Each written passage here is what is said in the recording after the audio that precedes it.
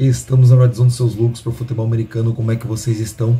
Semana 7 findou, já está nos livros de história. 2 jogos do Monday Night Football e mais um jogo do Sunday Night Football que serão tratados hoje aqui no vídeo FA na Veia, neste canal aqui que está crescendo cada vez mais. Já somos 268 inscritos. Eu quero você ainda inscrito aqui no meu canal. Vai deixando seu like, se inscreva, ative o sininho das notificações, comente, compartilhe, porque isso faz os algoritmos do YouTube entender que o canal está indo muito bem e começa a espalhar ele cada vez mais para outras pessoas. Já fizeram tudo isso? Estão prontos para falar desses 3 últimos jogos da semana 7? Então vamos embora pro vídeo, solta a vinheta. Vamos começar pelo mais fraquinho de todos. Los Angeles Chargers 15 e Arizona Cardinals 17. O jogo que fechou a segunda-feira. Teve um pouco das suas emoções, mas nada além da conta. Até porque nós tivemos apenas 2 touchdowns marcados, os 2 do lado do Arizona Cardinals, enquanto o time do Los Angeles Chargers não conseguiu nenhum touchdown, nem correndo com a bola, nem recebendo a bola na endzone, e anotando apenas aí field goals, 5 ao todo, totalizando os 15 pontos. Problema de ataque aí para o time de Los Angeles, que tem muita dificuldade com seus recebedores ou para finalizar os seus ataques ali na segunda metade do campo, no seu campo de ataque. Nós temos aí um jogo corrido péssimo, fraquíssimo. J.K. Dobbins foi o que mais correu aí 14 vezes com a bola, 40 jardas apenas. Depois dele veio o Kimani Vidal, que teve 3 corridas e 10 jardas. Fraco, nada empolgante. Um pouco empolgante foi a atuação, de um modo geral, de Justin Herbert, que anotou aí 27 passes completos de 39 tentados, 349 jardas totais, só que nenhum touchdown, pelo menos também nenhuma interceptação. O contrário do lado dos Cardinals, que teve aí um Kyler Murray bem singelo na bola passada, né, no jogo passado, anotando 14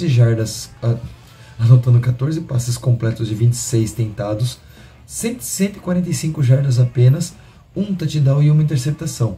O que vai salvar a pele do Formiguinha Atômica é que ele correu para mais 64 jardas em 6 carregadas e anotou um touchdown.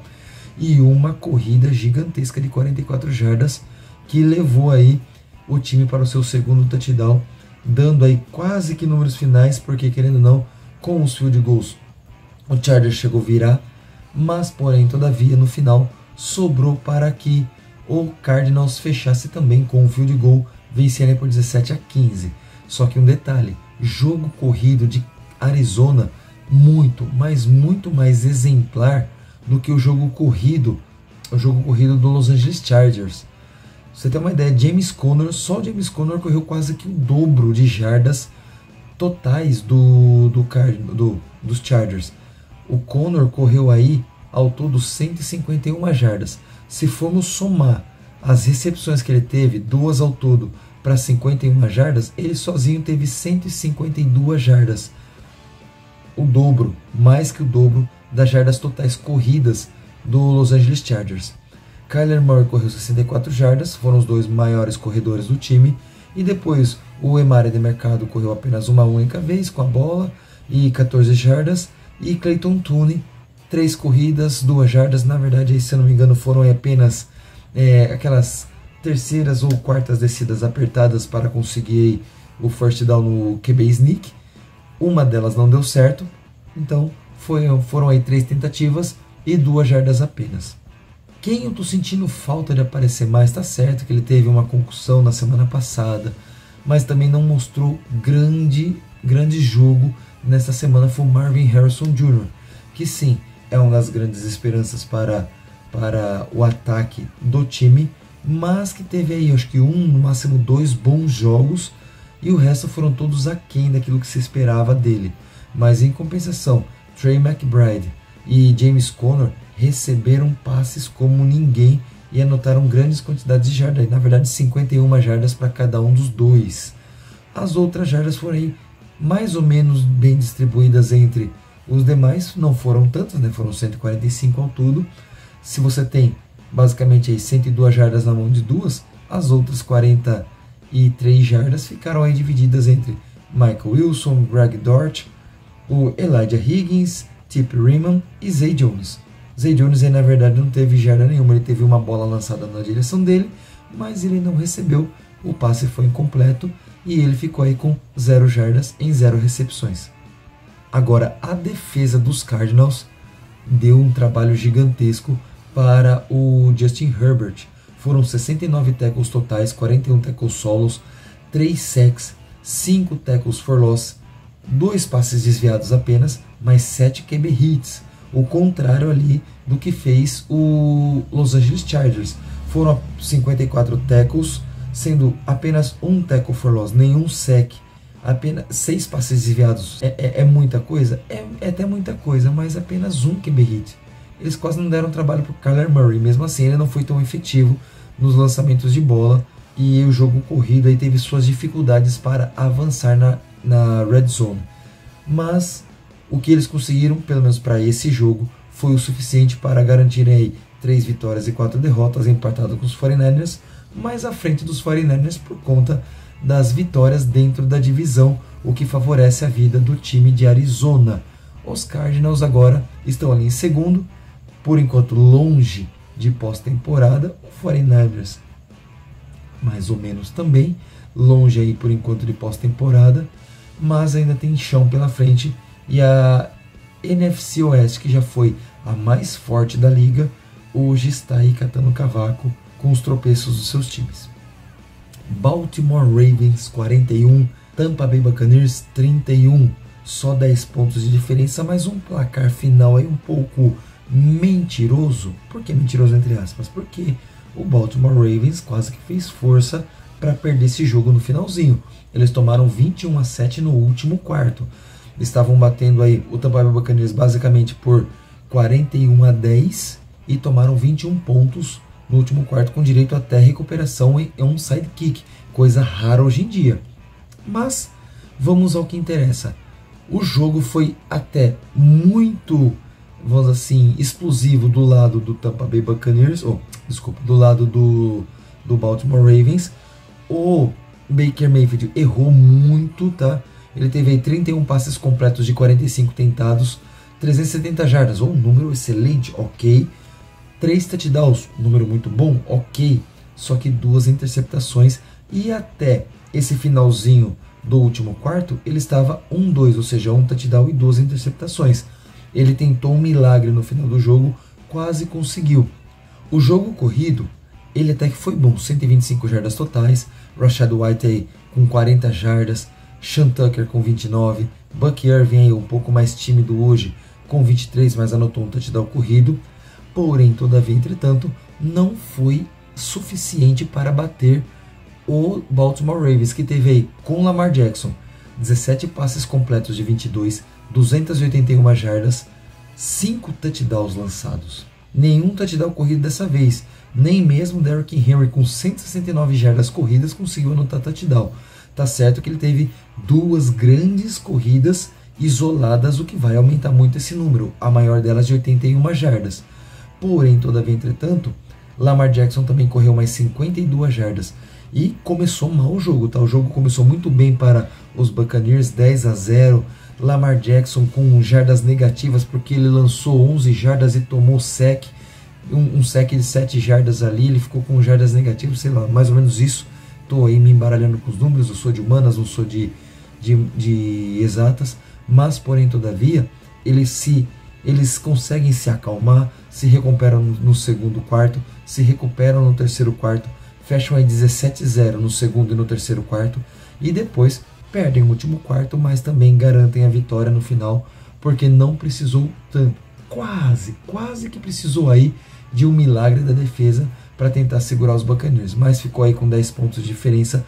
Dessa vez conseguiram vantagem suficiente para deixar correr naturalmente aí o jogo, mesmo com essas pontuações exageradas do Tampa Bay Buccaneers ao final do jogo.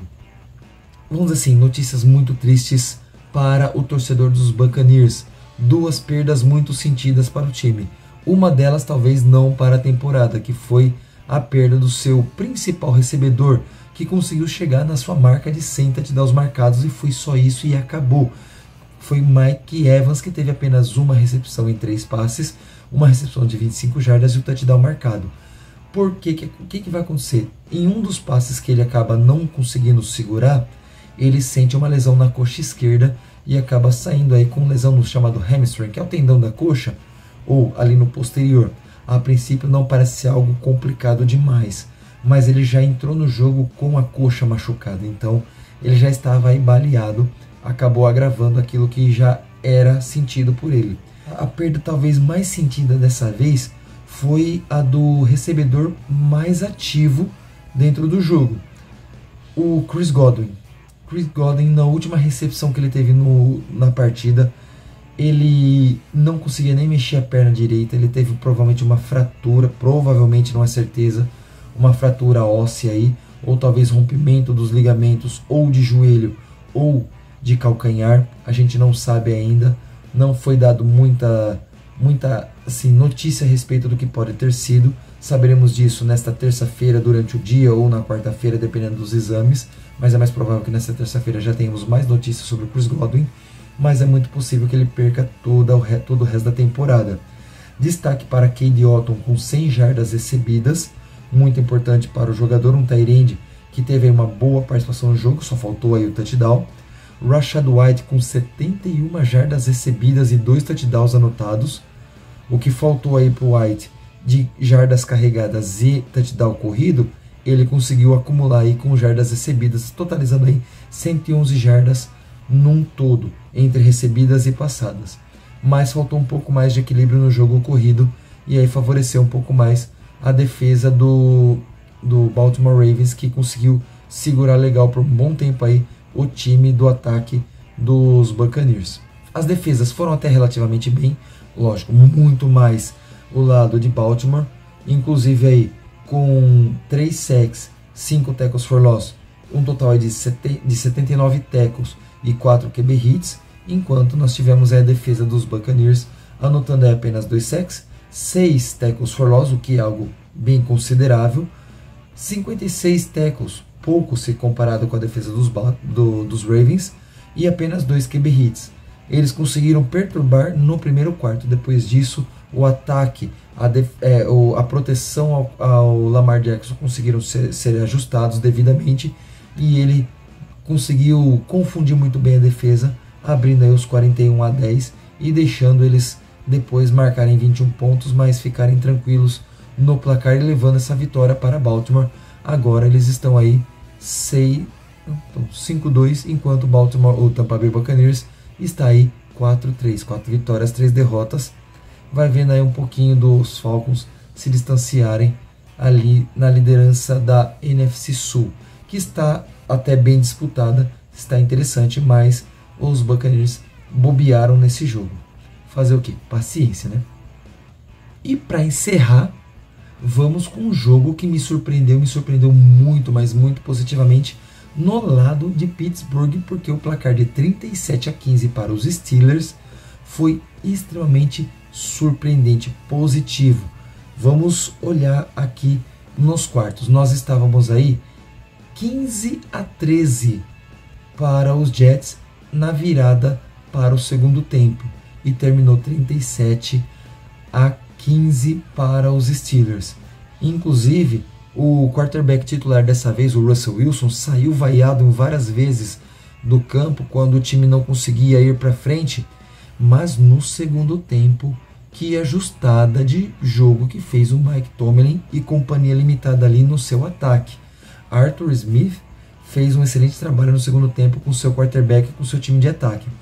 Russell Wilson teve aí ao todo 16 passes completos de 29 tentados e 264 jardas. Muita jarda, principalmente pós-recepção. Destaque total aí para George Pickens. Eu não me lembro, de fato, eu não me recordo de George Pickens tendo uma noite tão boa de futebol americano na sua conta. Foram 111 jardas em 5 recepções, tá certo? Ele foi alvo 9 vezes, mas em apenas 5 recepções ele conseguiu aí 111 jardas e um touchdown. O outro touchdown recebido foi anotado aí por Van Jefferson. A vantagem é que dessa vez ele não lançou nenhum turnover, então isso pegou muito positivo para o ataque. O Najee Harris correu 102 jardas Parece que esse ano Najee Harris tirou os sacos de cimento que estavam sobre seus ombros e está correndo muito, mas muito melhor do que ele vinha apresentando nos 2 últimos anos. E ainda anotou um touchdown. O outro touchdown corrido ficou a cargo do Russell Wilson, correndo aí 3 jardas, num total aí. Foi 1 jarda para cada corrida, sempre ali terceiras descidas curtas, e a última e o touchdown que foi também ali terceira para gol, mas 1 jarda corrida. Russell Wilson fez o que eu não esperava que ele fizesse no seu primeiro jogo como titular. Jogou bem, principalmente a segunda metade. A primeira metade ele ficou devendo. Já no lado dos Jets, Aaron Rodgers está devendo para o torcedor de Nova York. Mais ou menos, talvez mais ou menos. Ele teve aí 2 interceptações que foram ali, uma talvez aí na conta do Garrett Wilson, a outra foi uma falha grotesca dele. Mas ele teve 24 passes completos de 39 tentados, 276 jardas totais. Mas o jogo corrido dos Jets, apenas 54 jardas totais. Breece Hall não foi para frente correndo com a bola, mas recebendo o passe, ele teve 103 jardas recebidas em 6 passes recebidos aí, somando com as 38 jardas corridas, 141 jardas totais para Najee Harris, ou para Breece Hall. Só que Breece Hall é um running back, espera-se muito mais dele correndo com a bola, e nesse jogo a defesa dos Steelers fez o jogo terrestre travar, o que complicou um pouco a vida do Aaron Rodgers e facilitou a vida da defesa. Se alguém esperava aí um Davante Adams um pouco mais ativo no jogo, num primeiro jogo, que é um pouco mais complicado até entender playbook, é um time que é muito bagunçado na questão aí da sua organização, vai demorar um pouquinho, talvez no segundo jogo venha um pouco mais adaptado, mas ele teve apenas 3 recepções e 30 jardas, e ele foi alvo 9 vezes. 9 vezes. Ou ele dropou, ou foi passes muito além do que ele conseguiria alcançar. Então, talvez essa culpa não caia tanto sobre as suas costas. Mas, longe daquilo que se esperava, talvez, dessa conexão Rodgers e Adams, que já é uma conexão antiga, só que já fazia 2 anos que eles não jogavam juntos. Paciência, o torcedor de Nova York vai ter que esperar um pouquinho mais para ver se essa conexão vai voltar a ser a mesma que era lá em Green Bay. Para se ter uma ideia, a defesa dos Steelers teve que trabalhar bem menos os tackles, porque eles conseguiram pressionar muito mais ali na linha de scrimmage e atrapalhar muito mais o Rodgers. Tá certo, ele foi sacado uma única vez, mas tivemos aí 5 tackles for loss, 6 passes desviados e 8 QB hits. 8 QB hits, apenas 56 tackles, se comparados com a defesa dos Jets, foram 70 tackles totais. 1 sack também, 4 tackles for loss, 3 passes desviados e 5 QB hits. Em números menores totais, a defesa dos Steelers foi muito mais efetiva do que a defesa dos Jets, que não é uma defesa ruim, mas não tem sido a defesa que ela promete no papel ser. Então a derrota foi merecida para os Jets, estão se complicando dentro da sua divisão, os Bills estão se distanciando e o Pittsburgh Steelers está se garantindo ali dentro da NFC Norte, ou da AFC Norte, que é uma divisão das mais difíceis. Talvez só não seja tão difícil quanto a NFC Norte. As 2 divisões nortes aí estão caprichando no seu esporte, tirando aí o Bengals, que não está tão bem ali, e tirando aí, lógico, o Browns, que está uma caca gigantesca. Mas aí é papo para outro vídeo. Então, eu quero saber a sua opinião sobre esses 3 jogos de horário nobre, domingo e segunda-feira. O que você acha deles? O que você pensou? O que você tem para dizer para mim sobre esses 3 jogos que foram comentados hoje? Deixe sua opinião nos comentários que eu quero conversar com você aqui. Bem, galera, esse foi o nosso vídeo. Espero que vocês tenham gostado. Vamos embora para mais touchdown. Valeu!